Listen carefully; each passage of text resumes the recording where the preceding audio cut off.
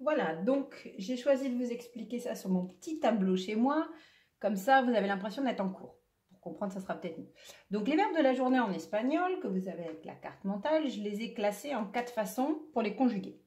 Le premier groupe de verbes qui sont ici, par exemple, on va appeler ça des verbes réguliers. Alors les verbes réguliers, vous les avez déjà travaillés en début d'année avec moi, avec le grand tableau où on avait classé le verbe hablar, aprender et vivir. Je vous rappelle un petit peu. Donc hablar, ça représente, on va dire, les verbes du premier groupe qui se terminent par AR. Le deuxième groupe, il va être représenté par aprender avec tous les verbes qui se terminent en ER et vivir. Ce sont les verbes du troisième groupe qui se terminent en IR. Donc ceux-là, on les appelle les verbes réguliers parce que vous voyez, le radical ne va pas bouger. Donc comment je fais pour conjuguer ces verbes-là? Par exemple, le verbe desayunar, prendre son petit-déj, alors qui se termine en AR. Donc lui, je vais le conjuguer comme hablar. Hablar, AR, desayunar, AR. Comment je fais? Pour conjuguer, je dégage ma terminaison, il me reste le radical et je vais rajouter les terminaisons de hablar qui va faire desayuno. Alors, je ne réécris pas tout le radical à chaque fois. Desayunas, desayuna, desayunamos, desayunais et desayunan. Ok? Alors, le verbe estudiar, qu'est-ce que ça va donner? Pareil. On dégage ma terminaison, vous voyez, je l'ai mis en rouge.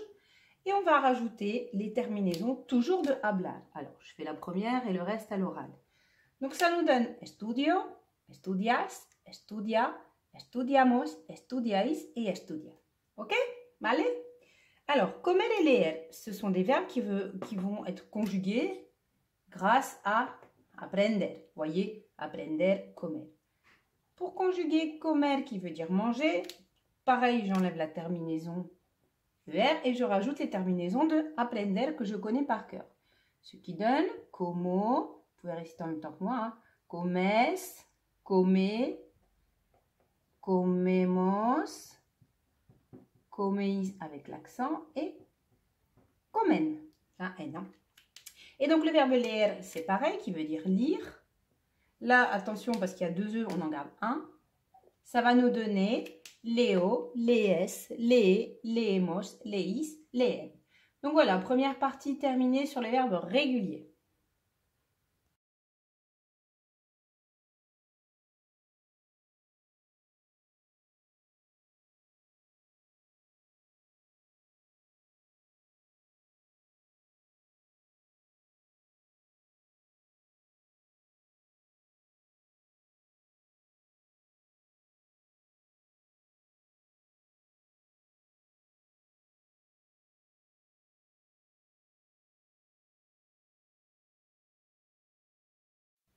Alors, je continue avec mon grand 2. J'espère que vous voyez bien les verbes pronominaux. Alors, les verbes pronominaux, ça, on l'a déjà vu avec le verbe llamarse. C'est quoi un verbe pronominal? C'est un verbe, par exemple, comme se lever, se doucher, s'appeler. En français, on a ce truc-là qu'on appelle un pronom réfléchi. En fait, en espagnol, à l'infinitif, vous voyez, je l'avais déjà fait, il est collé au bout et il est derrière le verbe. Alors, comment je vais faire pour conjuguer? Le petit se... J'avais dit on le balance devant. Première personne, il va donner me. Te, je me lave, tu te laves. Enfin, si c'est se lever, je me lève, tu te lèves. Donc, c'est, nos, os, c'est. C'était exactement comme llamarse. Après, regardez bien. Si je fais ça, par exemple, ce truc-là, je l'ai mis devant, le pronom réfléchi, c'est bon. J'ai réglé son problème. Maintenant, je fais attention à la terminaison. Vous voyez, c'est un verbe qui se termine en AR. Je sais qu'il est régulier. Du coup, comme j'ai révisé tout à l'heure les verbes réguliers, levantar va se conjuguer comme hablar. Je vais donc rajouter les terminaisons de hablar. Voyez? Alors là, je vais réécrire vite fait les 6 fois le radical. D'accord? Clac. Et je rajoute les terminaisons de hablar. On le fait ensemble. Me levanto. Ensuite, te levantas. À vous, se levanta. Nos levantamos. Os levantáis. Attention à l'accent et au sens. Se levantan. Donc ça veut dire je me lève, tu te lèves, il se lève et ainsi de suite. J'ai fait exprès de remettre ce qu'on appelle les pronoms sujets.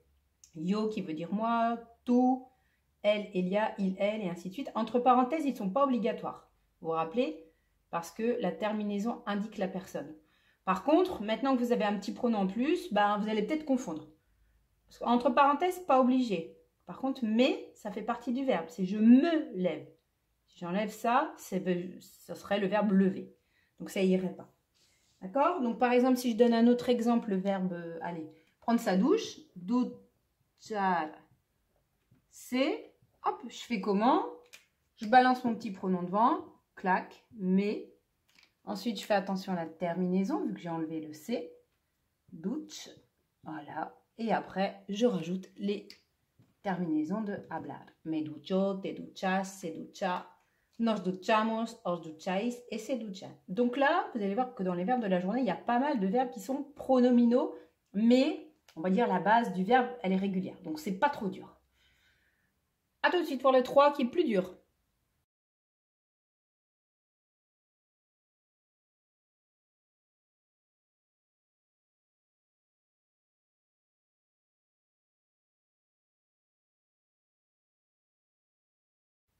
Alors, voilà. Là, nous sommes au grand 3, qui est la partie un petit peu plus compliquée.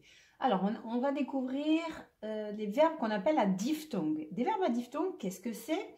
Ce sont des verbes qui, en fait, vous avez dû remarquer dans la carte mentale qu'il y avait des verbes qui avaient une petite étoile. Hop, mon rouge ne marche plus bien. Une petite étoile et une lettre qui était soulignée. OK? Et qu'une petite légende. En fait, qu'est-ce qui va se passer? Di, ça veut dire deux, diphtongue. Donc, ces verbes-là, quand on va les conjuguer, ce E va se transformer en IE. Exemple, donc là je commence, tac, je m'arrête. D'accord? Donc ici, le E va se transformer en IE. D'accord? Et après, je continue mon chemin. Hop, je suis là.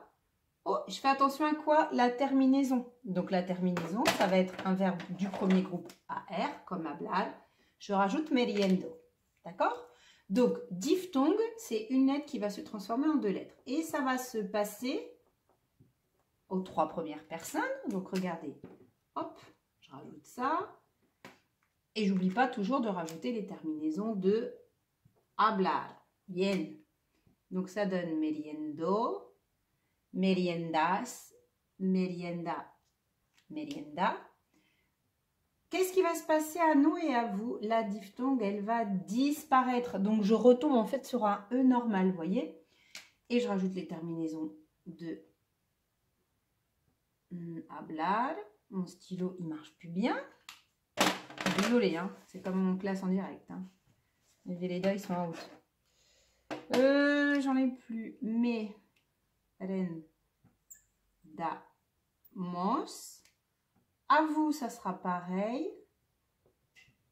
Merendais. Ok. Et alors, je vais lever ma caméra ou baisser, ça sera peut-être mieux. Voilà. Parce qu'en fait, il va se passer quelque chose d'important pour la 3e personne. C'est que la diphtongue, elle va revenir. Clac, la voilà. Le E se retransforme en IE. Voyez? Et là, la terminaison, c'est comme hablan, c'est merienda. Ok, donc elle est là, ma diphtongue. Hop, là vous la voyez. Donc, meriendo, meriendas, merienda. Plus de diphtongue, merendamos, merendais et merienda. Ok? Donc ça, c'est la première diphtongue. Deuxième diphtongue. Alors, un truc que vous devez savoir, c'est qu'une diphtongue, en fait, c'est pas un verbe. Une diphtongue, c'est une lettre qui va se transformer en une autre lettre. Ok, on continue. Alors, la deuxième diphtongue, enfin, voilà, c'est le U, va se transformer en UE. Je vais faire pause, je vais aller chercher un nouveau stylo. Voilà, je suis revenue. Donc, deuxième diphtongue, c'est le verbe jugar, qui veut dire jouer. Là, on va voir le U qui va se transformer en UE. Alors, hop, maintenant j'ai compris. 1, 2, 3, 4, 5, 6. Hop. Donc, le U qui va se transformer en UE, comme ça. Donc, on a dit que c'était bien aux 3 premières personnes du singulier. Ok. Et en fait, à ça, je vais... attendez, je bouge un tout petit peu la caméra. Là, je suis arrivée ici, je continue mon chemin. Encore une fois, c'est mon verbe en AR. Et je rajoute donc les terminaisons de hablar, juego, juegas, juega. Puis de diphtongue. Je retombe sur une conjugaison normale. Jugamos, jugáis. Et qu'est-ce qui se passe? Ma diphtongue revient. Clac. Vous voyez bien? Juegan. Ok? Vale? Ça va? J'espère que c'est pas trop compliqué. De toute façon, ne vous inquiétez pas, on reviendra l'année prochaine. On le réexpliquera. Alors, le dernier verbe, ça va être volver. Volver a casa, rentrer à la maison, qui va illustrer la diphtongue qui est le O qui se transforme en UE. Donc, pareil, même principe. Hop, ça va donner vuel. Ah, par contre, attention, qu'est-ce qui se passe au niveau de la terminaison? Regardez bien. C'est un verbe qui se termine en ER comme, exactement, aprender. Donc, la première, c'est pas dur. Vuelvo. Et donc, la terminaison, ça fait vuelves. Vuelve. Puis de diphtongue. Bol. Ah ben là, j'ai pas écrit en rouge la terminaison, désolé. Il y en a qui sont perturbés des fois quand je n'écris pas la terminaison en rouge. Bol, beis, donc toujours pas de diphtongue. Et qu'est-ce qui se passe dans la troisième personne du pluriel? Maintenant, vous avez compris. Il y a ma diphtongue qui revient. Et avec la terminaison toujours de la aprender. Donc en fait, face à un verbe comme ça, vous avez deux choses. Vous devez faire attention à la diphtongue. Donc, ça se transforme aux 3 premières personnes du singulier et à la dernière personne du pluriel. Et à la terminaison. Voilà, il restera un dernier petit point.